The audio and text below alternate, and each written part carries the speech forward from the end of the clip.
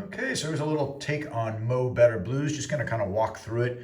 And you can see the notes are labeled there, but eventually you'll be able to just look at that and know, like your second line from the bottom is a G. And that's also the one that it's actually a G that you're seeing here. That I know it looks like I always thought it was an S because that looks like an S in cursive, which I write all the time. So right here, we're thinking that that's the G line. Then a lot of times you can just kind of follow it up, and say, oh, what's right after G? Oh, an A. Oh, and then we skip one to C, D, E. That's one way to do it. Or the other way is just remember, every great band deserves fans. That's one way to memorize that on the treble clef. Okay, so here goes a little take. I'm going to do like a 1, 2, and then come in on 3 and 4 and then back to 1. So here we go. 1, 2, 3 and 4 and 1, 2, 3 and 4 and 1. And then it goes 3 and 4 and A. And then you do that F, drop to the E twice, and then D minor. Then you repeat that same phrase. Then you do the D minor, F to a G7, which is putting an F in there as well. And then back to, and then you reverse that, go from A back to C, and then you've got the suspended again. Okay, so there was the description. Let's just go ahead and play it one time here. Here we go.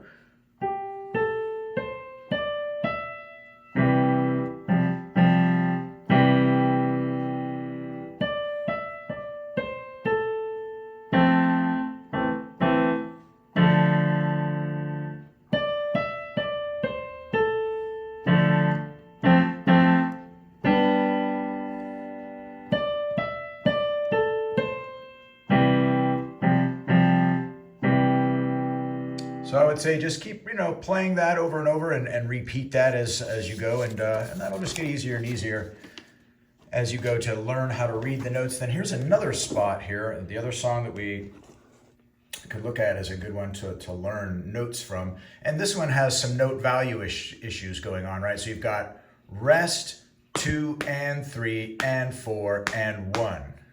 All right, so that's probably the toughest part of it. And here is a little sample of that. Here we go, rest. And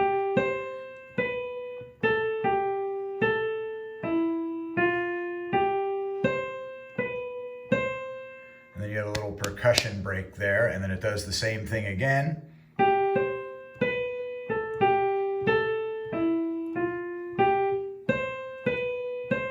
Right, and then it goes up higher to an E, F, G.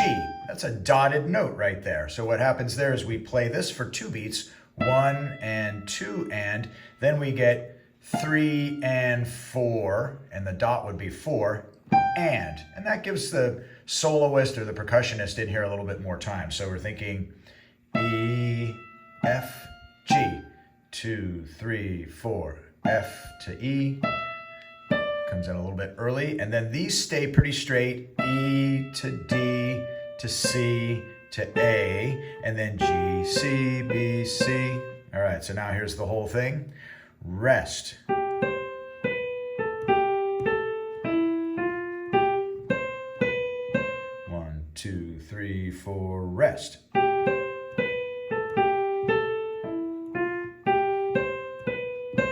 Here comes the E part.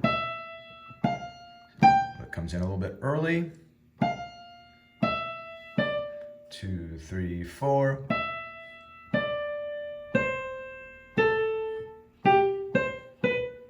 And another thing that I didn't see until the very end is we have dots over those, right? There's 2 different types of dots. That's the interesting thing. When you see the dot below it, it's a short note, right? But if you see a dot next to it, that means it's actually a longer note. It's kind of ends up really being quite a bit longer. So you've got this right here, E, 2, 3, 4, and. So if this were one of those, then you would just go E to F and then just to G, right? But we're bringing it in a little bit early. And there you go. So there's a little take on some note reading stuff. Check out themusictheory.net from the last video, and good luck.